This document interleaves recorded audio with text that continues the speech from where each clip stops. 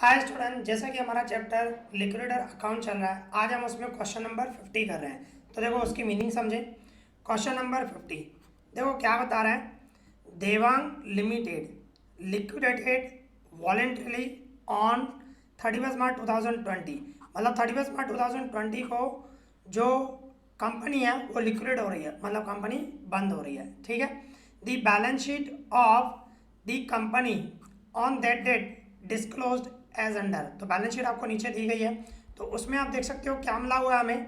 Share capital है 1 lakh, equity share है, ए equity share बता रहा है 10 रुपीज़ वाला है, 8 रुपीज़ पेड अप है। ठीक है, 10 वाला 8 रुपीज़ पेड अप है।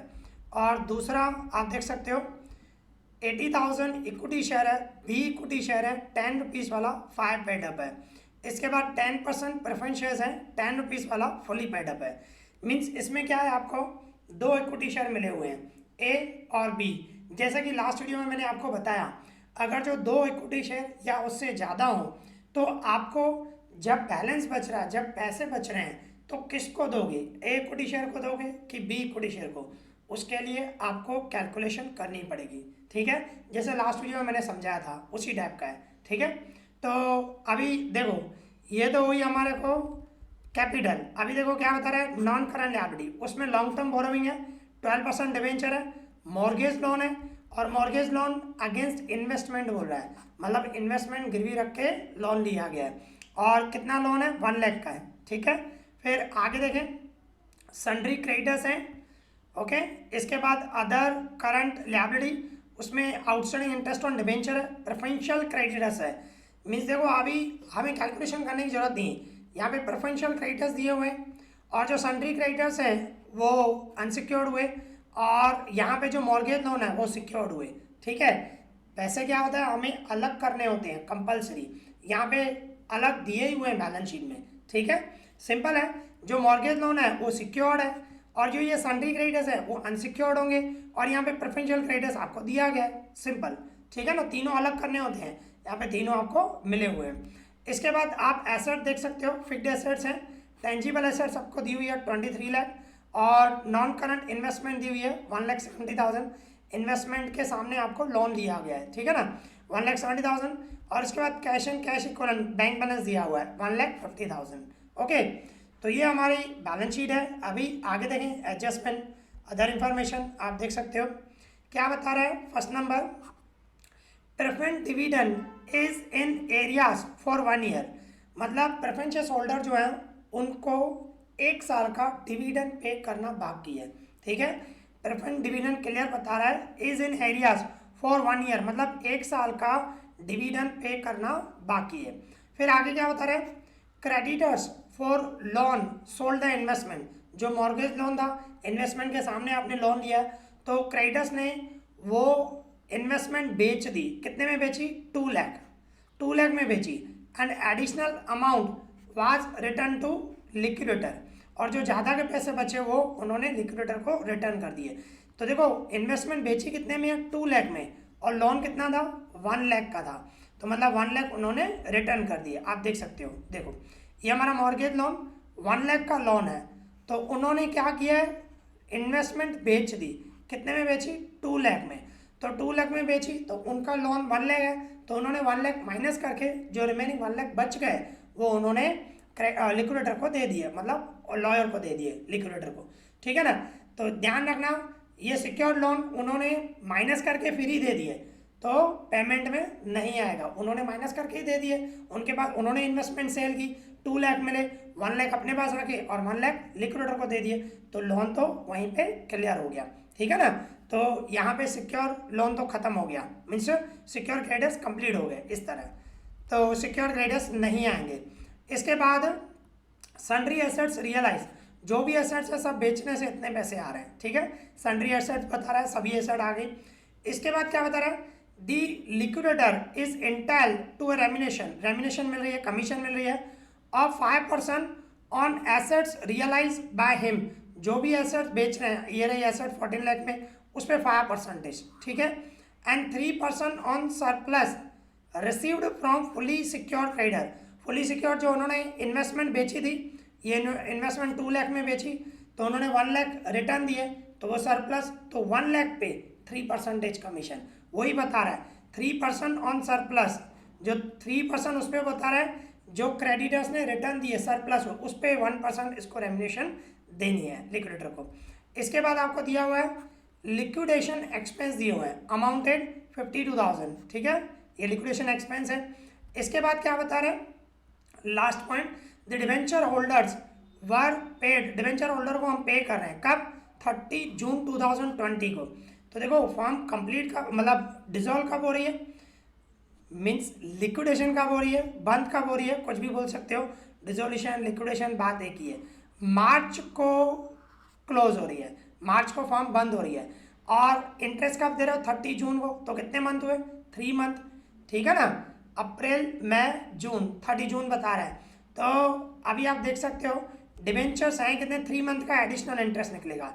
तो डिवेंचर है हमारे 3 लाख, तो 3 लाख का 12% निकालूंगा, मीन्स इस तरह होगा, ठीक है, ये 3 लाख के डिवेंचर है, उस पर हम 12% निकालेंगे, और कितने मंथ है, 3/12, मतलब कितना आएगा 9,000, तो एडिशनल इंटरेस्ट हमारा कितना हुआ 9,000, इस तरह, ठीक है। तो ये एडजस्टमेंट कंप्लीट हो गया आई थिंक, हाँ, डिवेंचर को 3 मंथ का इंटरेस्ट देना है। फिर क्या बता रहे हैं, prepare liquidator final statement of receipt and payment, मैंने आपको बताया पूरे चैप्टर में यही स्टेटमेंट बनानी है। तो देखो सिंपल है बिल्कुल, इसमें क्या है, सिक्योर क्रेडिटर्स, अनसिक्योर क्रेडिटर्स और प्रेफरेंशियल क्रेडिटर्स अलग करने की जरूरत नहीं है, बैलेंस शीट में अलग ही मिले हुए हैं, ठीक है। वैसे कंपलसरी पहले हमें अलग करना पड़ता है। तो अभी देखो रिसिप्ट एंड पेमेंट अकाउंट हम बनाएंगे, किस तरह होगा, सबसे पहले cash and bank account opening, जो बैलेंस शीट में आपको दिया हुआ है कैश एंड बैंक, आप देख सकते हो, ये देखो कैश एंड बैंक में 1,50,000, ठीक है, पहले ये लिखेंगे to cash and bank account debit side, ठीक है, 1,50,000, और उसके बाद टू एसेट्स रियलाइज, जो एसेट्स बेचने से आए 14 लाख, एडजस्टमेंट में बता रहा था, आप देख सकते हो ये रहा एसेट्स रियलाइज 14 लाख, तो वही अमाउंट लिखनी है। और इसके बाद टू सरप्लस फ्रॉम क्रेडिटर्स, अभी क्रेडिटर्स जो मॉर्गेज लोन था 2 लाख उन्होंने इन्वेस्टमेंट बेची तो 2 लाख आए, और 1 लाख का लोन था उन्होंने लोन माइनस करके रिटर्न दे दिया, तो उनका लोन भी कंप्लीट हो गया और 1 लाख भी मिल गए, मीन्स लिक्विडेटर को मिल गए सरप्लस, ठीक है ना, ये पैसे आए। अभी पेमेंट करेंगे, तो पेमेंट में मैंने आपको बताया स्टेप वाइज, सबसे पहले सिक्योर क्रेडिटर्स, पर सिक्योर क्रेडिटर्स तो है नहीं, उन्होंने वैसे ही कंप्लीट करके फिर ही 1 लाख दिए हैं, तो सिक्योर क्रेडिटर्स तो कंप्लीट हो गए। इसके बाद सेकंड नंबर पे लिक्विडेटर एक्सपेंस कितने, 52,000, आप क्वेश्चन में देख सकते हो, ऊपर था एडजस्टमेंट में, ये देखो लिक्विडेटर एक्सपेंस, ठीक है ना, तो वो कितने हैं 52,000, वो लिखेंगे। और इसके बाद लिक्विडेटर रेम्युनेशन, रेम्युनेशन क्या बता रहा था, एक तो बता रहा था 5% बता रहा था, ठीक है, ये हमारी 5% on assets realise and 3% on surplus, ठीक है ना, ये हमने पढ़ा। तो आप देख सकते हो 5%, यहाँ पे 5% लिखना है, प्रिंटिंग मिस्टेक होगी, 5% ऑन एसेट मतलब 14 लाख है, 14 लाख का 5% निकालूंगा 70,000, और उसके बाद 3% on surplus creditors, surplus creditors कितने हैं 1 लाख, उन्होंने जो 1 लाख यहाँ पे दिए, ठीक है ना, उसका 3% 3,000, तो टोटल रेम्युनेशन कितनी हो गई 73,000 दोनों मिला के, ठीक है। और उसके बाद किसको देने हैं, प्रेफरेंशियल क्रेडिटर्स को। अभी प्रेफरेंशियल क्रेडिटर्स कितने हैं आपको बैलेंस शीट में दिए हुए 60,000, आप देख सकते हो प्रेफरेंशियल क्रेडिटर्स वो हमें बैलेंस शीट में ही दिए गए हैं, ये देख सकते हो 60,000 है प्रेफरेंशियल क्रेडिटर्स, ये इनको देने हैं पैसे, ठीक है, इस चीज़ का ध्यान रखना है। प्रेफरेंशियल क्रेडिटर्स के बाद किसको देने हैं, डिवेंचर्स को।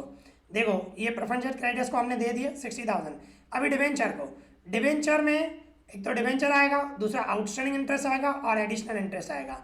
तो डिवेंचर हम देखें कितने हैं, 3 लाख थे, हमने बैलेंस शीट में देखे थे, देखो ये हमारे 12% डिवेंचर, ठीक है, जस्ट अ मिनट, ये 12% डिवेंचर कितने हैं हमारे 3 लाख है, और आउटस्टैंडिंग इंटरेस्ट ऑन डिवेंचर ये भी दिया हुआ है, आप देख सकते हो कितना है 20,000, और एडिशनल आपने निकाला ये 9,000, 3 मंथ का हमने इंटरेस्ट निकाला था, ठीक है ना, जब क्वेश्चन पढ़ा था तो आप देख सकते हो, देखो ये हमारे debenture 3 lakh, outstanding interest 20,000 and additional interest 9,000, सब मिला के 3,29,000, इस तरह आउटर में लिखना है।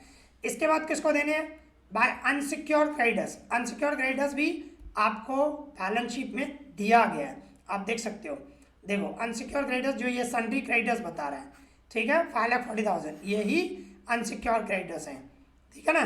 तो वो आपको लिखने हैं अनसिक्योर्ड क्रेडिटर्स यहाँ पे, ठीक है, 5,40,000। अनसिक्योर्ड क्रेडिटर्स के बाद किसके दोगे, प्रेफरेंशियल होल्डर को, प्रेफरेंशियल होल्डर को, और उसमें 1 साल का डिविडेंड भी पे करना बाकी है। एडजस्टमेंट हमने पढ़ा था यहाँ पे first number, preference dividend is in areas for 1 year, clear बता रहे हैं, 1 साल का डिविडेंड पे करना भी बाकी है।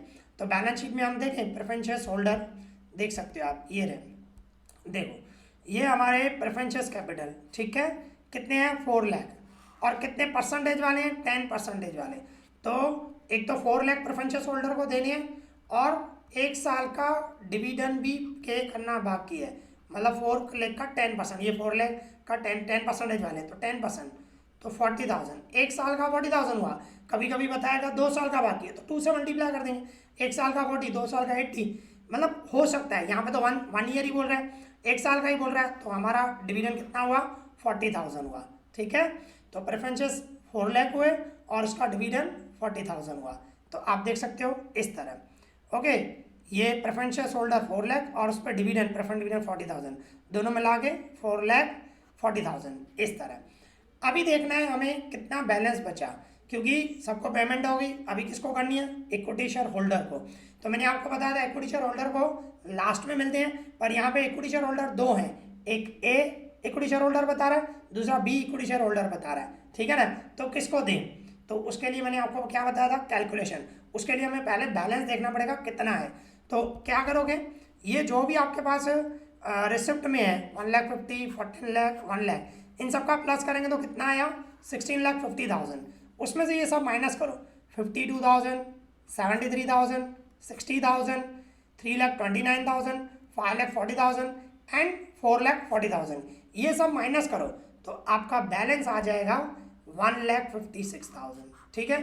अब ये बैलेंस 1,56,000, मतलब आपको इतने पैसे बचे हैं 1,56,000, ये किसको दोगे, 2 टाइप के इक्विटी शेयर होल्डर हैं, ए की बी, तो वो किसको देंगे उसके लिए कैलकुलेशन करनी पड़ेगी, ठीक है, जैसे मैंने लास्ट वीडियो में ही बताया था। इस तरह देख सकते हो जो बैलेंस बचा हमारा 1,56,000, उसमें से माइनस करूंगा, ठीक है, ध्यान रखना, माइनस करूंगा इक्विटी शेयर कैपिटल। अब इक्विटी शेयर कैपिटल कौन सी, ए और बी दोनों की जो पेड अप कैपिटल है, आप देख सकते हो, देखो जस्ट अ मिनट, तो आप देख सकते हो ये रहा, ए इक्विटी शेयर कितना पेड अप है 8 लाख, और बी इक्विटी शेयर, ठीक है, ये आप देख सकते हो बी इक्विटी शेयर कितना पेड अप है 4 लाख, मतलब 8 लाख एंड 4 लाख कितना हुआ 12 लाख। तो 12 लाख आपको माइनस करना है, मीन्स इस तरह 4 स्टेप करने हैं जैसे मैंने आपको बताया। पहला स्टेप, ये जो बैलेंस आपको बचा 1,56,000, उसमें से कैपिटल ए की पेड अप कैपिटल है 8 लाख, बी की है 4 लाख, दोनों की मिला के 12 लाख। तो 1,56,000 में से 12 लाख माइनस करो तो ये माइनस में आएगा 10,44,000, ब्रैकेट में लिखना है इसको, ठीक है, क्योंकि ये माइनस में है, इसको बोलते हैं कैपिटल डिफिशिएंसी, मतलब इतनी कैपिटल की कमी है, डिफिशिएंसी है, ठीक है, इस तरह। तो ये पहला स्टेप। दूसरा स्टेप, आपको रेशो निकालना है, तो A equity share ratio B equity share. अभी कैसे, 1 लाख इक्विटी शेयर है और उसकी फेस वैल्यू 10 रुपीज़ है, तो 10 से मल्टीप्लाई करना है।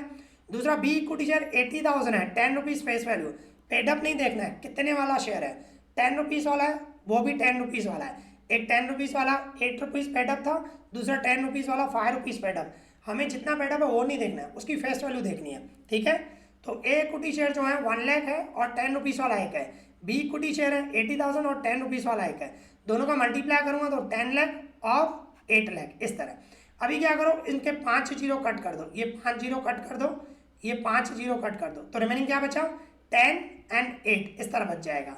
फिर 2 का डबल लगाओ, 2 का डबल 10 पे 5 जा, 2 का डबल 8 पे 4 जा, मतलब आपका रेशो हो गया 5:4, ये आपका हुआ दूसरा स्टेप। अभी तीसरा स्टेप आपको कैपिटल डिफिशिएंसी जो आई थी 10,44,000, ये हमारी आई थी कैपिटल डिफिशिएंसी 10,44,000, फर्स्ट स्टेप में हमने फाइंड किया था। तो ये जो 10,44,000 कैपिटल डिफिशिएंसी आई, इसको हमें डिस्ट्रीब्यूट करना है इस रेशो में, ठीक है, 5:4 में। तो ये ए की कैपिटल डिफिशिएंसी होगी और ये बी इक्विटी शेयर की कैपिटल डिफिशिएंसी होगी। तो 10,44,000 इंटू 5/9 करेंगे, क्योंकि 5 है इसका, 5 और डिवाइड में टोटल 5/9, तो 5,80,000। इसी तरह बी के लिए 10,44,000 इंटू 4/9, कितना आएगा 4,64,000। ओके, इस तरह। तो ए की सॉरी ए की और बी की कैपिटल डिफिशिएंसी अलग हो गई। ओके, ये हो गया हमारा थर्ड स्टेप। अभी फोर्थ स्टेप में पेड और कॉल। पेड और कॉल का मतलब, पेड मतलब किसको पे करना है, कॉल मतलब किससे पैसे मंगाने हैं, ठीक है ना, रिसीव करने हैं। तो आप देख सकते हो पहले ए इक्विटी शेयर की पेड अप कैपिटल देखनी है। ए इक्विटी शेयर की पेड अप कैपिटल 8 लाख है और बी की 4 लाख है। जो पेड अप है वो ही लेनी है। आप दिखाऊं मैं आपको, देखो ए की 8 लाख है और बी की 4 लाख है। जो पेड अप कैपिटल है हमें उस पर निकालना है, ध्यान रखना, ठीक है। और रेशो जो था वो फेस वैल्यू पे निकलता है, इस चीज़ का ध्यान रखना। तो आप अभी देख सकते हो पेड और कॉल। तो ए इक्विटी शेयर की पेड अप कैपिटल है 8 लाख और कैपिटल डिफिशिएंसी कितनी है 5,80,000। अभी हमने ऊपर फाइंड किया 5,80,000, ठीक है। तो 5,80,000 माइनस करूंगा तो 2,20,000 और 2,20,000 प्लस में आया। मतलब पेड, मतलब इसको देना है, मतलब ये पेमेंट की साइड लिखना है। ए इक्विटी शेयर होल्डर को पैसे देने हैं तो ये पेमेंट साइड लिखने हैं। अभी देखो बी इक्विटी शेयर कितने हैं, पेड अप कैपिटल 4 लाख और कैपिटल डिफिशिएंसी उनकी कितनी है 4,64,000। तो 4 लाख में से 4,64,000 माइनस करूंगा तो माइनस में आंसर आएगा, ठीक है ना। तो उसको ब्रैकेट में लिखना है और माइनस में है इसका मतलब कॉल मतलब इनसे पैसे मंगाने हैं, मतलब ये रिसिप्ट में आएगा, ठीक है। कॉल है मतलब ये रिसिप्ट में आएगा, पेड मतलब ये पेमेंट में आएगा, सिंपल। तो यहाँ पे ऊपर जो स्टेटमेंट पूरी बनी हुई है इसमें आपको यहाँ पे ए इक्विटी शेयर लिखना है और यहाँ पे बी इक्विटी शेयर लिखना है, ठीक है। किस तरह, देखो ये पूरी स्टेटमेंट बना दी, अभी खाली ए और बी लिखना है, ठीक है ना। उसके लिए मैंने अलग से स्टेटमेंट बनाई है, आपको नहीं बनानी है, आपको सिर्फ लिखना है, ठीक है। आपको समझ में है इसके लिए मैंने अलग से बनाई है। तो उसमें आप देख सकते हो ये सब सेम है, जो भी है पूरा सब सेम है, पर क्या डिफरेंस कैसे निकला ये सब समझाना जरूरी होता है। तो आप देख सकते हो यहाँ पे बाय ए इक्विटी शेयर, ठीक है, 2,20,000 मैंने बताया, पेड मतलब उनको देना है, पेमेंट साइड लिखना है। और उसके लिए कॉल था बी के लिए, तो डेबिट में लिखना है to be equity shareholder 64, उनसे कॉल था, ठीक है ना, माइनस में आया था तो उनसे 64,000 मंगाने हैं। अभी दोनों साइड आप टोटल करोगे सेम आ जाएगा, 17,40,000 17,14,000। तो इस तरह ये ध्यान रखना है, लास्ट में अगर जो पैसे बच जाते हैं आपने पूरी पेमेंट कर दी इक्विटी शेयर होल्डर को पेमेंट। अभी देखो पर इक्विटी शेयर होल्डर एक ही होता तो सिंपल कैलकुलेशन करने की जरूरत नहीं है, एक ही है ना, उनको ही देना है। पर इक्विटी शेयर होल्डर 2 या 2 से ज़्यादा आ जाए तो आपको ये 4 स्टेप की कैलकुलेशन करनी ही पड़ेगी, ये ध्यान रखना, ठीक है। तो यहाँ पे ये हमारा सम कंप्लीट हो गया। आई होप आपको अच्छे से समझ में आया होगा। इस वीडियो में इतना ही, थैंक यू।